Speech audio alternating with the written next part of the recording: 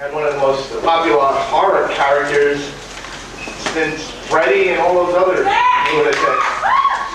You've seen him in Hellraiser, Hellbound, Hellraiser 2, and Nightbreed. The one and only Doug Bradley!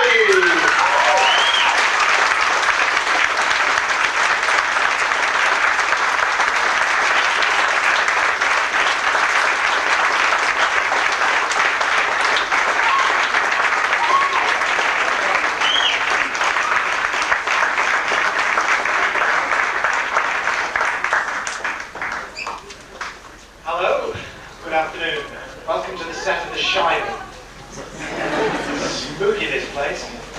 Well, time to talk. I'm not going to say too much. Thanks to Fangoria for bringing me out here again. And also, I'd like to take this opportunity to thank Fangoria readers, I don't know how many of you this applies to, who voted me into the Hall of Fame. Certainly brightened up a cold winter's evening for me when Tony rang to tell me this had happened. When I look at some of the people I've beat to it, who are my own heroes, I have mixed feelings about it, but it's a great honour, and thank you. Since LA last year, I don't know how many of you were there then, when I was blithely promising you Hellraiser 3, we don't yet have Hellraiser 3. No doubt we'll talk about that again. I was halfway through making Nightbreed at the time, so we can talk about Nightbreed as well as old Pinhead. So I'm not going to say too much more. Over to you. Questions? Good. Right, next. Yes. How do you like the US? Can everybody else hear these questions? Yeah? Right. Well, I don't get to see a great deal of the US while I'm actually doing the conventions. I tend mostly to see the inside of a hotel. But I like America a lot. It's different, but I like it. Yes? Both Hellraiser films, Pinhead was actually done away with quite easily. How do you feel about that? Do you think that maybe you should have a more climatic demise in either of them?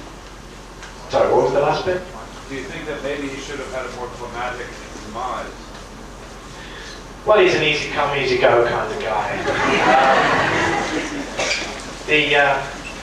Obviously the conclusion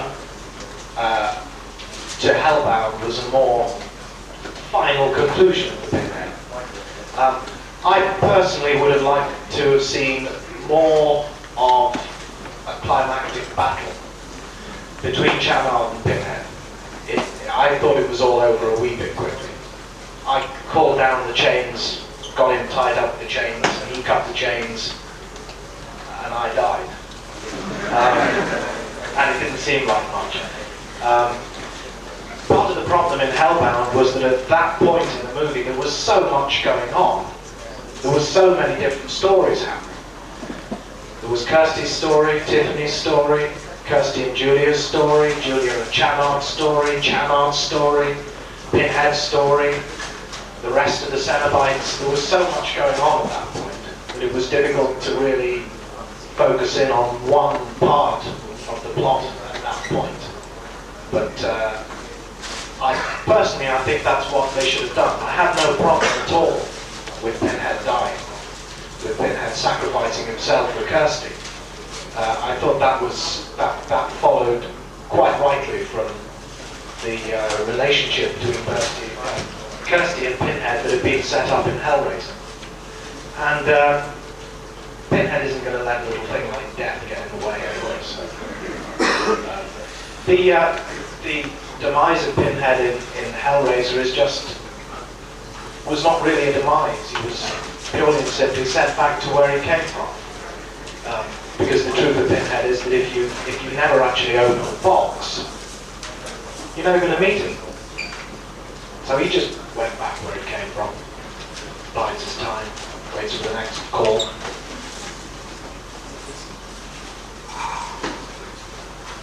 Yes. Okay, the Hellraiser 3 question. If I had $1,000 for every time I've answered this question, I wouldn't need to worry about making Hellraiser 3, because I could retire now. I was first given a definite start date for Hellraiser 3 2 years ago. And I first read the script for Hellraiser 3 2 years ago. The problems with Hellraiser 3 arise, as you're probably aware, from the demise of New World.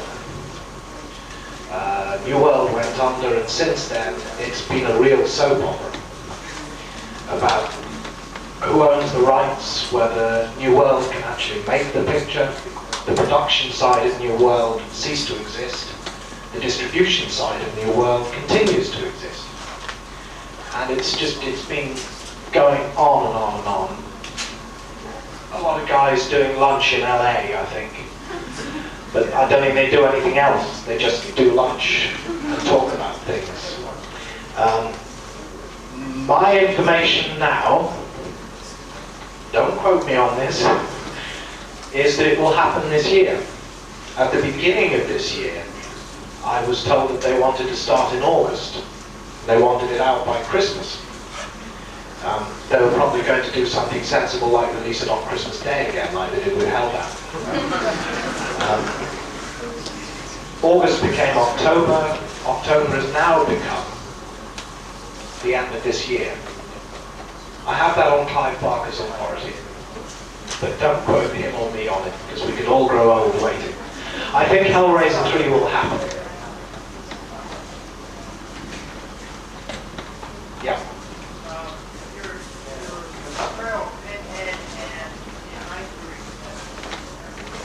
Lyle'sburg.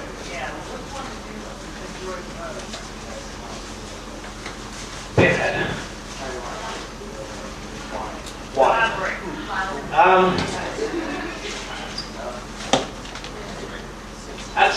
It's not really any great reason. I just enjoyed playing the character. Lyle'sburg was a different kind of character, and I enjoyed doing that. It was good to get away from Pinhead and do something different.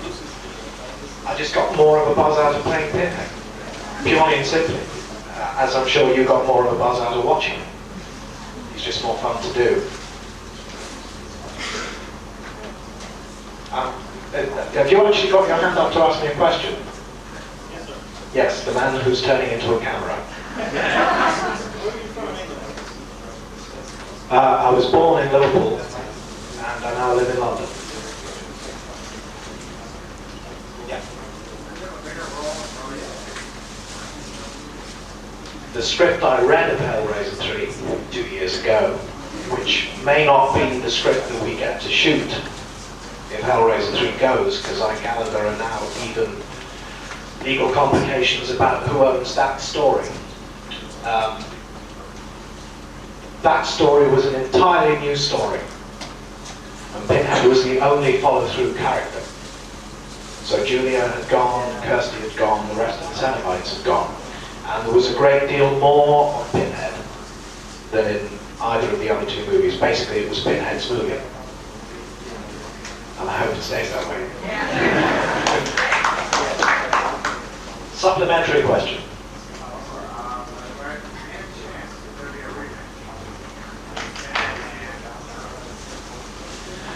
Not as far as I know.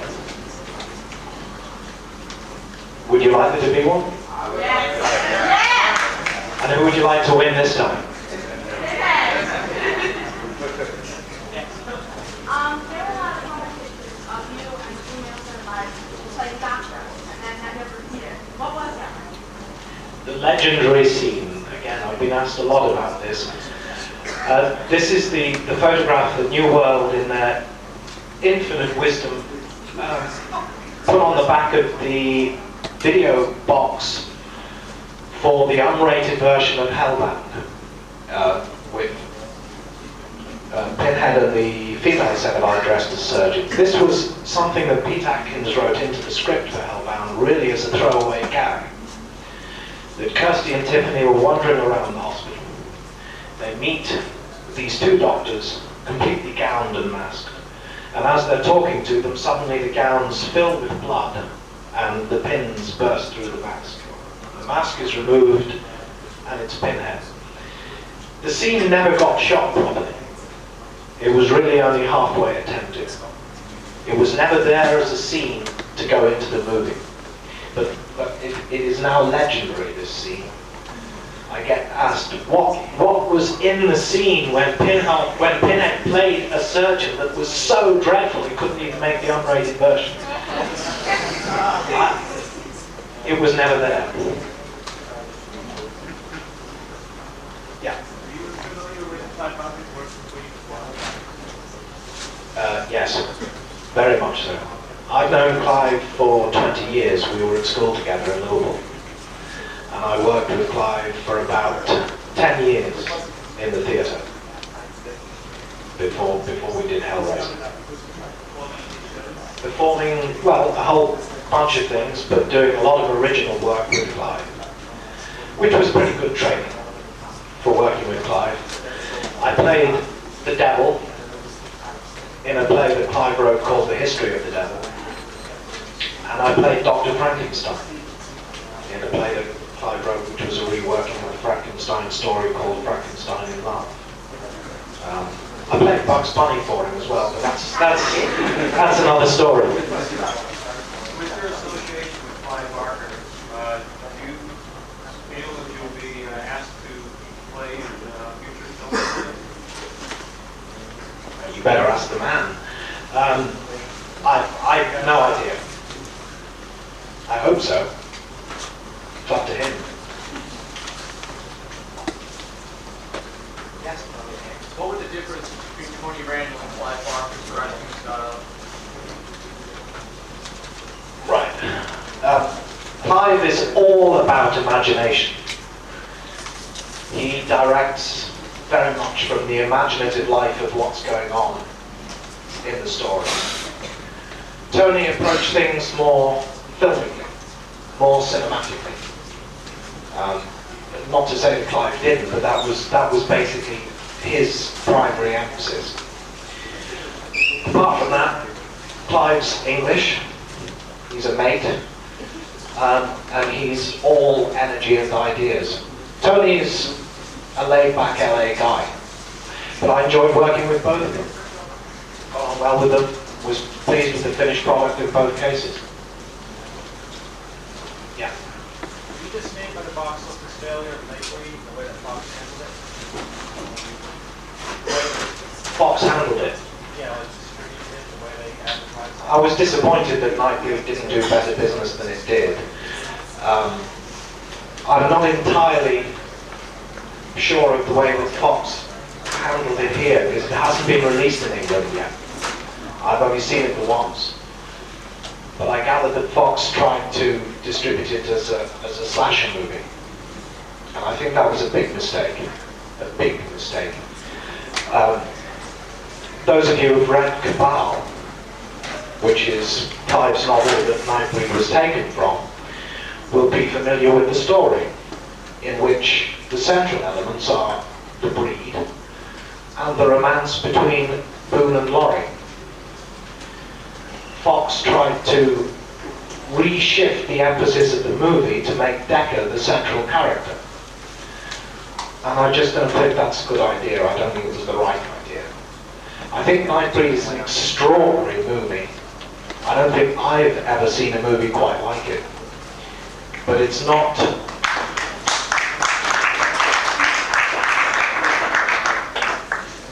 It's not the movie that we set out to make. It's not the movie of the screenplay. And I think it could have been so much better than it was. And yes, it's disappointing that it didn't do better at the box office, because it should have done. Potentially it had a wider audience, because it's not, strictly speaking, a horror film. It's much more of a fantasy movie. A dark, romantic fantasy movie. And I think it's disappointing that Fox lost their nerve.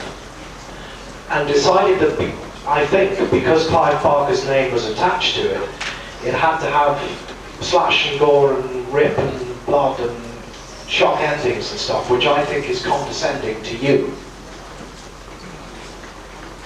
Yes?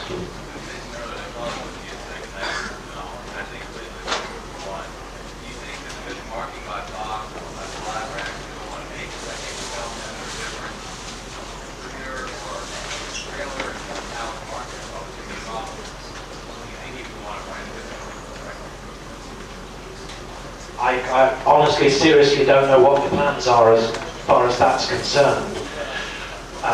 Nightbreed was originally planned as a trilogy, and the ending, or the original ending of the movie, or the new ending that Fox tagged on, made it very clear.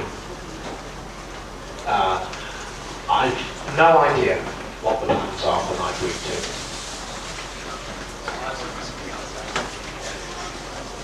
Clive never stops working on things, he's always working on things. As far as his movie plans are concerned, I'm not entirely certain what comes next. I know he signed a two-movie deal with Universal. And I think the first of those is to do a remake of The Mummy for next year, which should be fun. I wanted to ask you about Clive and Juliet. It seems like it's their own hell, and the box takes a whole different shape. What do you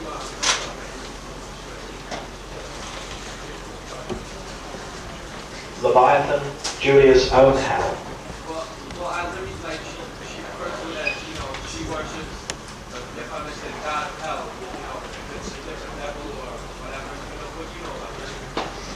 Well, the Leviathan, which was the central diamond shape in the center of hell, was really the center of power of hell. In early ideas for Hellbound, this was the place where Cenobites were born, and there were going to be an awful lot of Cenobites, a huge number of Cenobites spewing out of the Leviathan. This was a bit expensive, and so it didn't quite happen like that. As far as the notions of hell in Hellbound and in Hellraiser are concerned, I think yes, it's Julia's own hell, because yes, it's everybody's own hell.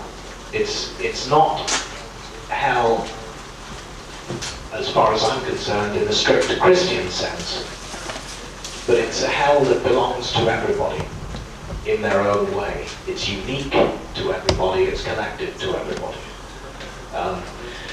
Pinhead has the line in Hellbound when Tiffany opens the box. He's not interested in Tiffany, it is not hands that call us, it is desire. And that's the key to the whole thing. If you want it, you get it. In Hellbound, it shows you as a Indiana Jones kind of guy.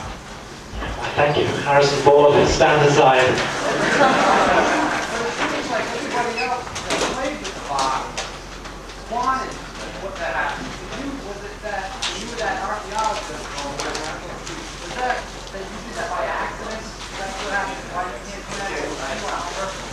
I was a soldier. English Army officer was what he was called in the script. But there were again, prior to the scene that opens Hellbound, where he's got the box and he's in the process of opening it, there were in the original screenplay 2 prior scenes with the army officer tracking, similar to the opening of Hellraiser, but the army officer tracking down the box, bartering for it, and then having got it, opened it. That required 2 separate sets being built for 2 shots, and it was too expensive. We had great problems with Hellbound money-wise because you may remember the great crash of October '88 when the stock market went down. It took a third of our budget with it, and Hellbound very nearly didn't happen because of that. So 2 separate sets for 2 establishing scenes at the beginning of the movie went very quickly.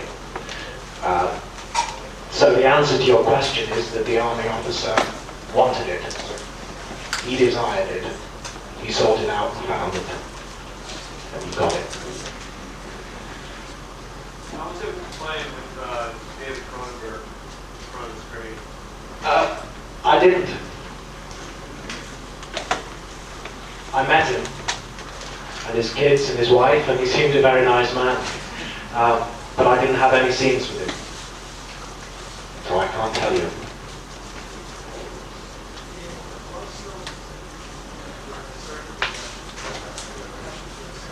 Late comer. Telling the answer over here. It didn't. The scene was never shot.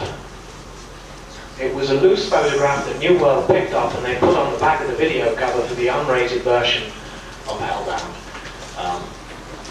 But the scene was never there to go into the movie. If you want more details, speak to the lady in the red dress down here. Aside from the scene you just mentioned, were there any scenes from either one of the Hellraiser movies that got taken out that you got disappointed at? Well, there was the scene with the chains. Not really, no. No, there were scenes that got cut back for Hellbound more than for Hellraiser. The transformation from the army officer into Pinhead, the process of the scarring of the head and the driving home of the nails, got cut back for the cinema release. And the death of Pinhead, the throat slit, which we spent a lot of time getting just right. They then cut back. But that was all. I can't think at the moment of any entire scene that was filmed and didn't get put in. But what I don't understand is having then removed that stuff for the cinema release, they then released the unrated video. I waste of time. Regarding the cuts of Hellbound, what do you think of the U.S. rating system and how badly they cut that film up compared to Hellraiser 1, which was only slightly ahead of the rating? Not a lot. I don't, to be absolutely honest, I don't know enough of the way that the rating system operates here, the role that the MPAA takes, and what exactly their powers are. I'm certain that if the British Board of Film Censors had got there first, they would have taken less material out. But once the film has been cut in the States, and it then comes over to Britain for theatrical release, we're stuck with that copy. Nothing more was taken out in Britain than what the MPAA have already taken out, but I think they get a bit silly about it.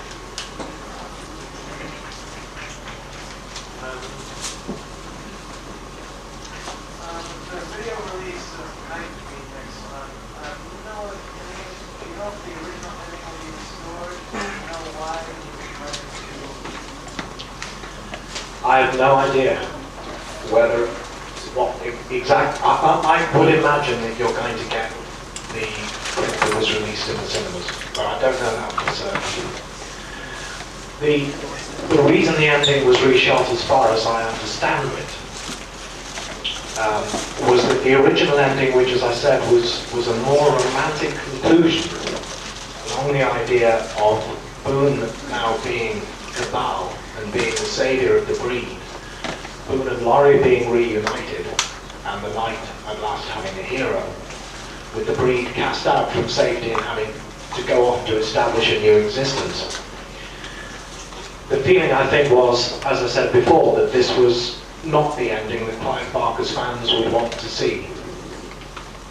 And so they substituted the ending that you got. But check that with Clive. Yeah.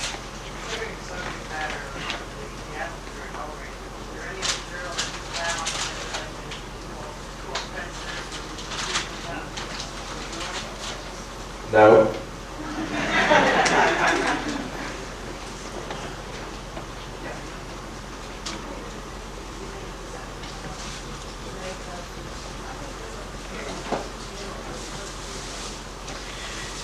It took about 4 or 5 hours to get into the makeup, depending on how much the makeup people had drunk the night before, which was usually a great deal. About 4 or 5 hours. The makeup itself was about half a dozen separate pieces, latex about 1/16 of an inch thick. The pins were already in place with a very, very thin metal plate on the back of the latex. The pins were actually very fine curtain rods with a metal plate to make the pin head soldered on. So it all went on in one piece, and it didn't hurt. Sorry to disappoint you. Yeah. I haven't done any stage work for 2 years now. As far as preferring stage work to film work, I don't really have a preference. They're different in their technical demands, but I enjoy the two immensely. Obviously with theatre, one advantage, purely from an actor's point of view, that you have is that you go into the theatre at 7:30 in the evening, and you play all the scenes in the right order, starting at the beginning and finishing at the end. And you're in control of what you do during the period that you're on stage. In movies, you work in short sprints, very short sprints, with long periods of doing nothing in between. And you start with the end of the movie, and then you do the beginning of the movie, and you finish with the middle. And as an actor, you don't have a great deal of control over what happens in the end. You get, as happened to me with Nightbreed, you get scenes cut out, entire scenes cut out. And you discover that somebody with a very strange German accent has overdubbed your voice for you. It wasn't me, I didn't play it like that. And that's, from an actor's point of view, that's irritating, because the voice is maybe half the performance. It matters a lot. And you find somebody else redefining the part for you. It's not a great deal of fun, but I don't have a preference one over the other. I would hope to be able to carry on working in both. That was me, yes. With the help of a great deal of electronic equipment, basically they took the ADRing that I did, they slowed it down fractionally so that it still works with the lip sync, but it is fractionally slower than my own voice, and then they drop it about half an octave. I can't get that low. Yeah. What do you think about their character being made into a model, and do you have it? What do you think about it? Well, I think it's pretty nice, because then you also get something that, aside from the film, will last for generations, will have to be around. I think it's great. I've seen the model, and I think they've done an extraordinary job with it. Really, they've paid so much attention to detail.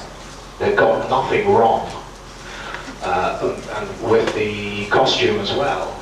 And the costume isn't actually seen that much in the movies. And they've really done a lot of work to make sure that it's right. And no, I haven't got one. The box always seems to go back to the Oriental guy sitting at his table drinking tea. Now, he is, I'm almost positive, the same, the bum that's in part 1 grabs the box and flies away. Is that the same person? Because at the end of Hellraiser 2, he speaks at the person saying, what's your pleasure? Hang on, you think it's pretty wet up here. Move to the dry patch.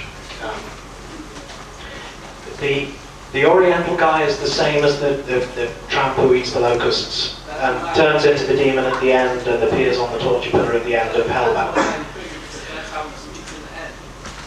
Wow. Well, that's just bad acting on the part of whoever did it. It certainly wasn't intended. No, they're not meant to be the same people. As far as I know, anyway.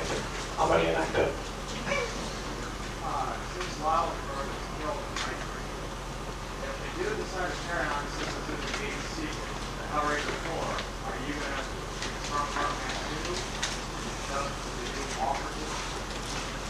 Hang on, we jumped from Nightbreed to Hellraiser 4 in that question, I'm not with you.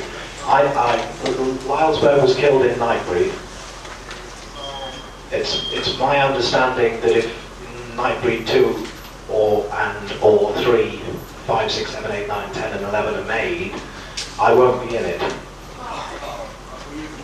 Letters of complaint to C. Barker, Esquire.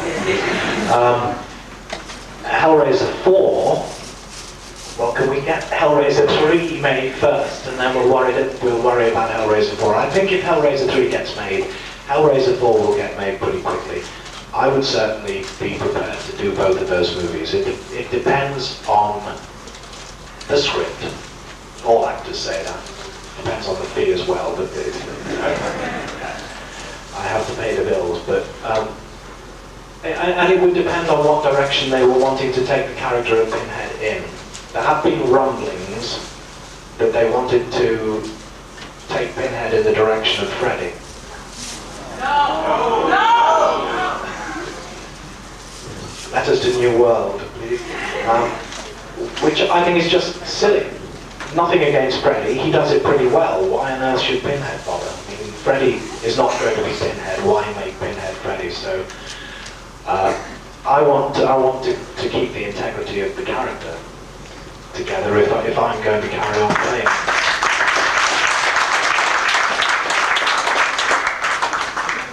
But you can ask me about this in half a dozen conventions time. You can say, you told us just before Hellraiser 3 was made. See what excuses I come up with. Have you seen either of the comic book adaptations of Nightbreed and or Hellraiser? What do you think of characters that you helped create being adapted by somebody else? Nightbreed I haven't seen, Hellraiser I have seen, and I think the Hellraiser comics have done a superb job. Absolutely brilliant job. And I think it's actually one of the most exciting things about the excitement that Hellraiser has generated. That people have been able to pick up the mythology and run with it in all kinds of different directions without the main characters, but just being aware, as inevitably you could be at the end of Hellraiser. You talk about making a sequel, you could have made any one of 15 sequels, 15 prequels, or 15 sideways movies out of it, and I think that's one of the strengths of the film, is that the mythology is so strong. You know that Pinhead existed before the start of Hellraiser, that Cenobites existed before Pinhead existed, and that the box has a history of its own going back who knows how long. And I think that's a wonderful thing, that the mythology is there, and I think that the comics really have done a great job with it.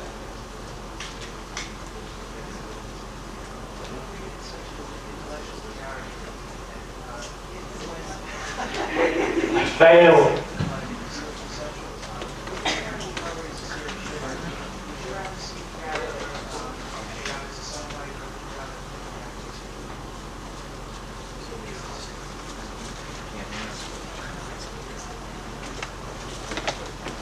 Good question. I've no idea. I have no idea at all. I think it would be nice to take him back to where he started from. There's a nice circularity about that. And maybe we rushed in a bit too quick with the human element of Pinhead, doing it in the second film. Maybe that should have come a little bit later. But certainly that would be a nice way to round him off. Maybe. I don't know. I mean, there are so many ways that you could get rid of this guy. One intention is that having brought him back for Hellraiser 3, now that he's done his heroic bit in Hellbound, that he be just a wee bit nastier. Just a little bit more bloody-minded. And a little less intellectual, maybe, I don't know. Interesting. Yeah. What is your thought when you did the same script that you read 2 years ago, being the long Cenobites Cenobites gotta do. That's no problem. No problem. Clive Barker said that the Cenobites were based upon an ancient order of monks or something. Does the box have any historical significance? What they're Yes, Clive's right in that Cenobites historically are a reclusive order of monks. And the religious side of the Cenobites in the movie, I think, was there. The box, I think, for me, is a cipher into which you put whatever you want to put. It's basically a puzzle. It's a mechanical puzzle. It doesn't do anything apart from being a mechanical puzzle. But once you've solved the puzzle with the motivation and desire, as we were talking about earlier, then the results for you of opening the box are whatever the motivation for you opening the box was in the first place. What's the next project you're going to be working on? Well, hopefully Hellraiser 3.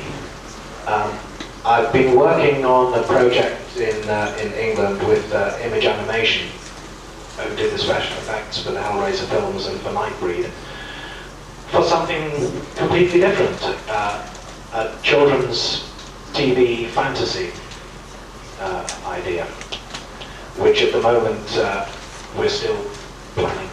It'll be a great idea if we get to do it. So those are the two things at the moment. There are other things floating around, but I'm superstitious. I don't talk about them or they disappear. Right on the back. Yeah, well, Hellraiser 3 be more or less gorier than Hellraiser 2. I like that, more or less gorier. More or less. It's a bit difficult for me to say because, as I say, I'm not entirely certain that the script I read 2 years ago is the script that we will be working from if and when somebody actually finally shouts action. I think gore was not the key to Hellraiser. Hellbound was a bit more motivated in that direction. I don't think it really matters, but probably more. They asked you to do a mythology series like the Nightmare on Elm Street series. Did you do it? Come again? If they asked you to do an anthology series like the Nightmare on Elm Street series, did you do it? Are you talking about the TV series, Yeah. Freddy's Nightmares? Yeah, pretty actually. Apparently there has been talk about doing a similar thing with Hellraiser, which would again be an opportunity, as with the comic books, to explore the ideas in different directions. Again, as far as I know, this is Los Angeles talk, and nobody's actually done anything about it, so who knows? But I'd be happy to do that.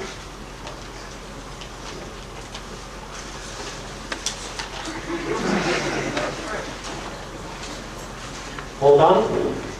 No. One more question. How many boxes are they supposed to make? Because Shenard had 3 glass cases in his house. He counted them. He counted them. 1, 2. How many are there supposed to be? And what's the difference? How many grains of sand are there on the beach?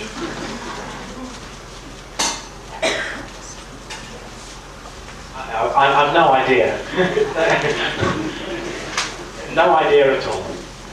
Who knows?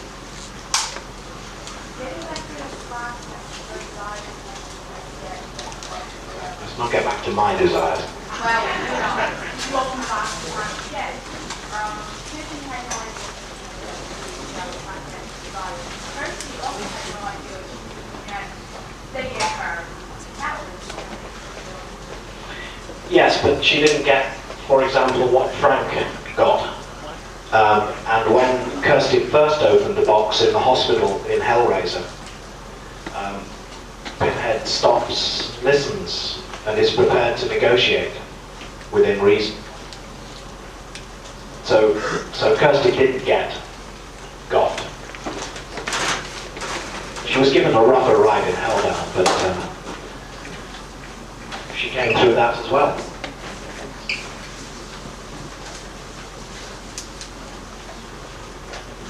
Curious about Nightbreed. In terms of the storyline, does that adaptation of novel on top of the terrible, absolute plot? I'm wondering, was Clive Barker responsible for that, or was it studio fans and Trinity as much as wrong? So you like the movie? I agree with you in terms of a film from Cabal. And as I said before, the screenplay that we were working from, the movie that we were making, was much, much more a faithful adaptation of Cabal, which I think answers your question. Because once we stopped filming the movie, then it was in the hands of Fox.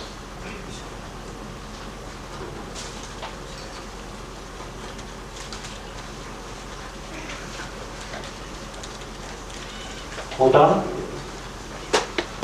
No more questions. Oh, a hand, yes? You upset about England losing the soccer match? Do you know more than I know? What are you? Because they're actually playing the third place final against Italy. Oh, they have? No, I meant... Now I'm sitting here doing this while England are playing Italy. The West Germany game. Yes, got it. Because penalties is a lousy way to go out. And they gave their best performance at the World Cup in that game. And West Germany have been a lot of people's favourites. We're given a hell of a good match. And you really are going to have to wise up to football for 1994. I gather even nobody was watching when America played Italy. It bewilders me. You know, more countries are watching the World Cup than are members of the United Nations. But there we are, I'm not here to talk about football. Are you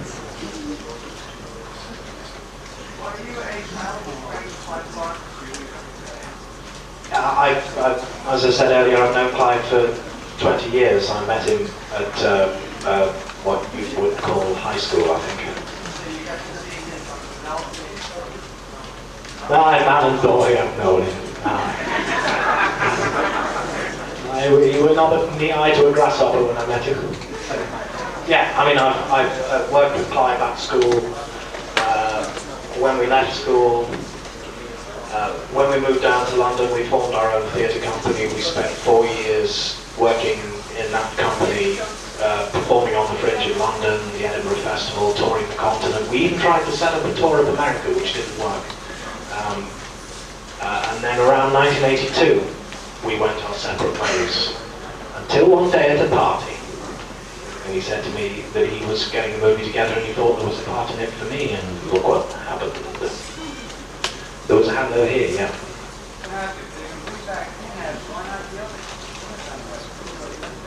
No reason, one at a time. No, really, there's no reason. I mean, but you've got to make these decisions. You have to decide one way or the other. I'm not making the decisions. When it came to making the sequel of Hellraiser, and I think it's one of the reasons why sequels tend nearly always to be disappointing if the first movie has been popular. Everybody goes to watch the sequel, but their own sequel made in their head.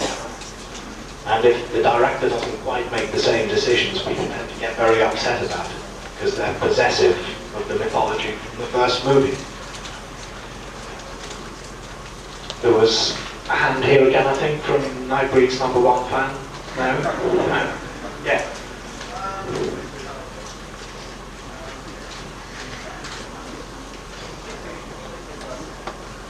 We'll come back to you. Yeah.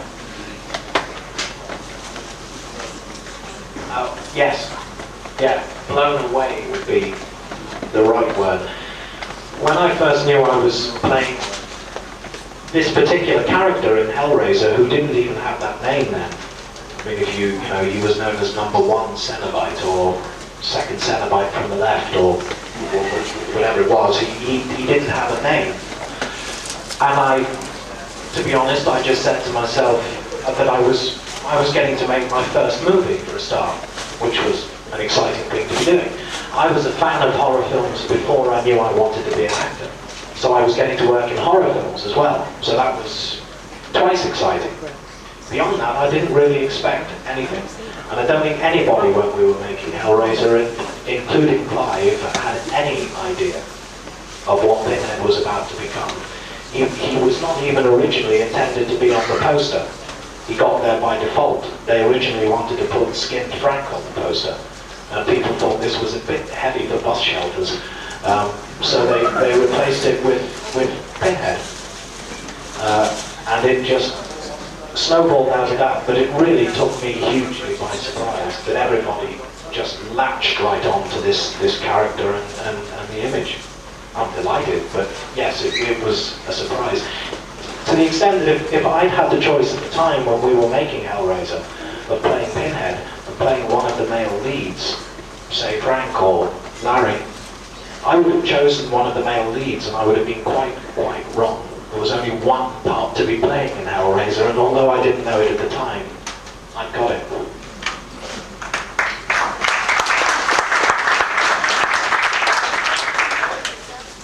Have you remembered your question? The original working subtitle for Hellraiser 3 was Hell on Earth.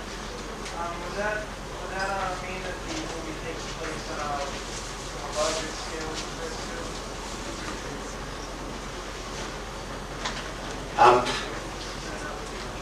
I don't quite follow the connection, but as far as I know, Hell on Earth is still the working title, and it takes place entirely on the surface of this particular planet. It was actually set in a small town in America. Whether that's bigger or smaller than Hell, I'm not sure. Yeah, keep coming. Other than Clive Barker, who are some other horror writers and directors? Other horror writers and directors that I admire. Ooh. Dario Argento has always been a great favourite from Suspiria.